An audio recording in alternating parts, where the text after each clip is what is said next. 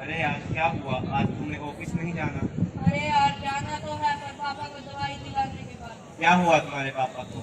अरे यार कुछ नहीं, इनका तो रोज का काम है, जब मैं चलता हूँ फिर ऑफिस में मिलेंगे। चल ठीक है। अरे पापा जल्दी चलो, फिर मुझे ऑफिस भी जाना है। आपकी वजह से हर दूसरे दिन लेट जाना पड़ता है।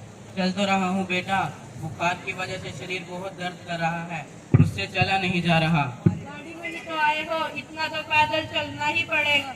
हाँ फिर भी तुम धीरे चलो, मुझसे चला नहीं जा रहा। नॉर्मल बुखार ही तो है, ऐसा भी क्या बुखार हो गया कि आपसे चला भी नहीं जा रहा? प्लीज थोड़ा जल्दी चलने की कोशिश कीजिए।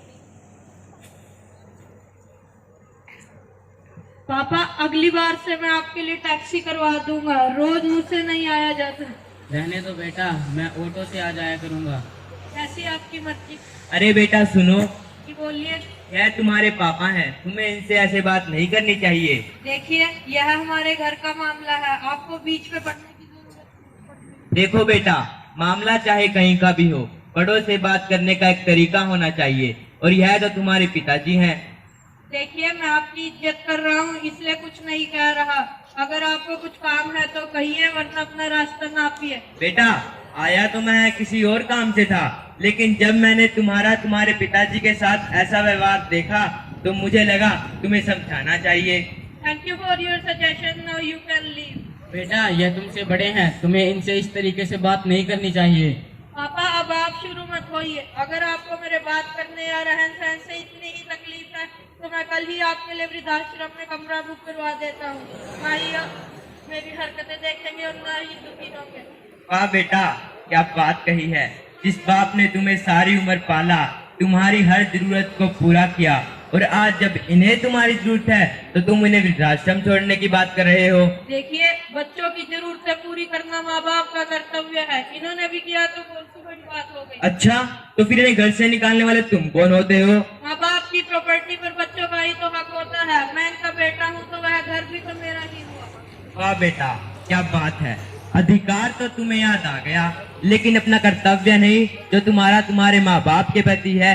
जिस बाप ने अपनी हर इच्छा को मारकर तुम्हारी इच्छा को पूरी करने की कोशिश की, आज जब उन्हें तुम्हारी थोड़ी सी केयर की जरूरत है तो तुम इन्हें वृद्धाश्रम छोड़ने की बात कर रहे हो।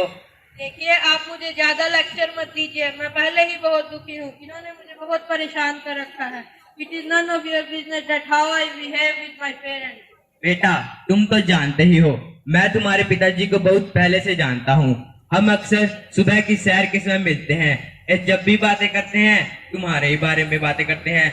मेरा बेटा इतना अच्छा है, इतना पढ़ा लिखा है, एक अच्छी कंपनी में मैनेजर की पोस्ट पर है, और तुम्हारी बातें करते करते कभी नहीं थकते।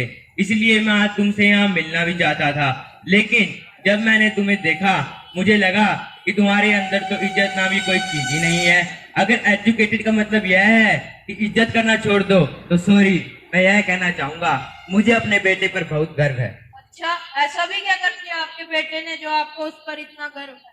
मेरा बेटा इतना पढ़ा लिखा तो नहीं है, लेकिन घर में मेरी और हम सबकी बहुत इज्जत करता है। तुम्हारे पिताजी तो गवर्नमेंट जॉब पर हैं, आने वाले समय में तुम्हें रिटायरमेंट और पेंशन दोनों ही देकर जाएंगे, लेकिन तुम फिर भी इनकी सेवा नहीं करते। मैं ना तो कोई गवर्नमेंट जॉब पर हूँ और ना ही मैं उसे फ्यूचर में इतना फाइनेंशियली सपोर्ट कर पाऊंगा, लेकिन वह मेरी फिर भी बहुत सेवा करता है। यार किसी ने सही कहा है, being literate is different from being educated।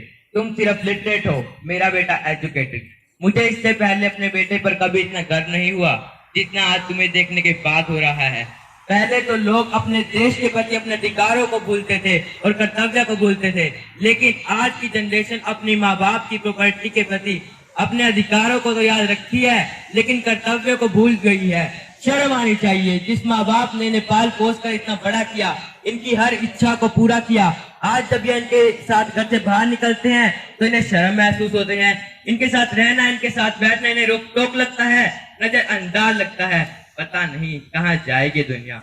I am sorry बेटा, मुझे तुम्हारे घर के मामलों में नहीं पढ़ना चाहिए था। अच्छा मिश्रा जी, अब मैं चलता हूँ। रुकिए अंकल, मुझे माफ कर दीजिए, मैंने आपके साथ बहुत गलत व्यवहार किया। आप सही कह रहे थे, मैं भूल गया था कि इनके प्रति मेरी बहुत सारी जिम्मेदारियां भी हैं। पापा मुझे माफ कर दीजिए, आज मुझे सच में अपनी गलती का एहसास हो रहा है। और मैं आपसे वादा करता हूँ कि जिस प्रकार आप सबसे कहते हैं कि आपको मुझ पर बहुत गर्व है, मैं सच में एक ऐसा बेटा बनकर दिखाऊंगा जिस पर आपको दिल से गर्व होगा। मेरी गलती माफ करने लायक तो नहीं, पर फिर भी मैं आपसे हाथ जोड़कर माफी मांगता हूँ। कोई बात नहीं बेटा, सुबह का भूला अगर शाम को घर आ जाए तो उसे भूला नहीं कहते। मुझे आशा है कि तुम्हें अपनी गलती का एहसास हुआ और मैं आशा करता हूँ कि तुम अपने जीवन में बहुत तरक्की करो, परंतु संस्कृति और सभ्यता को साथ लेकर। तो देखा आपने कैसे हम सब अपने अधिकारों को तो याद रखते हैं पर अपने कर्तव्यों को भूल जाते हैं, चाहे वह कर्तव्य अपने देश के प्रति हो, अपने समाज के प्रति हो या अपने परिवार के प्रति।